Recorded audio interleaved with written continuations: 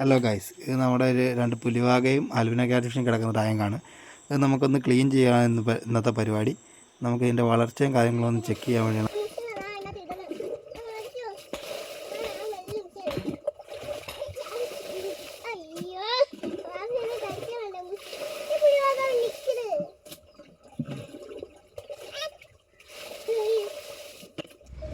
കുറേയൊക്കെ നമ്മൾ വെള്ളം കോരി കളഞ്ഞിട്ടുണ്ട്. ബാക്കി നമ്മൾ ഓസിട്ട് കൊടുത്തിട്ടുണ്ടായിരുന്നു. അതുകൂടെ തന്നെയാണ് നമ്മൾ ആദ്യം കപ്പിൽ കോരിട്ട് തയ്യാത്തോട്ട് നമ്മൾ ബക്കറ്റ് എടുത്ത് കോരാൻ തുടങ്ങിയായിരുന്നു. അതിൻ്റെ ഇടയ്ക്ക് ഇക്രു മീനെ പിടിക്കാനുള്ള പണിയാണ് നോക്കുന്നത്. ഇക്രു, ആ വൈറ്റ് മീൻ എന്താ? ഇക്രു, ആ വൈറ്റ് മീൻ എന്താ? Cat fish. എന്തി എവിടെ? ആ,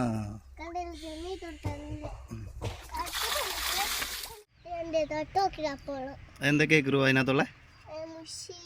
പിന്നെയോ അതെന്താ? പുലിവാക. നമുക്ക് വറ്റിക്കാവുന്നത്ര വെള്ളം നമ്മൾ വറ്റിച്ചിട്ട് ഇപ്പോൾ അടുത്ത വെള്ളം നമ്മൾ ടാങ്കിലേക്ക് ഫില്ല് ചെയ്യുവാണ്.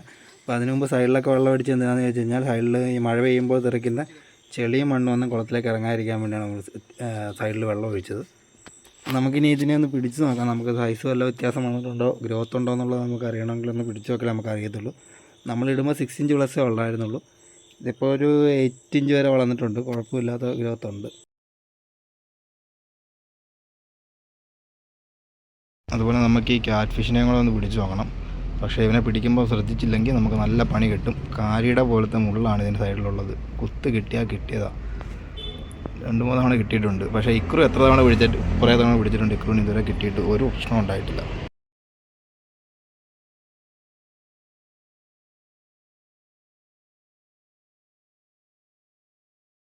ഒരെണ്ണം നമ്മുടെ കയ്യിൽ നിന്ന് ആടിപ്പോയിട്ടുണ്ട്. അടുത്തതിനെ കിട്ടുമെന്ന് നോക്കാം.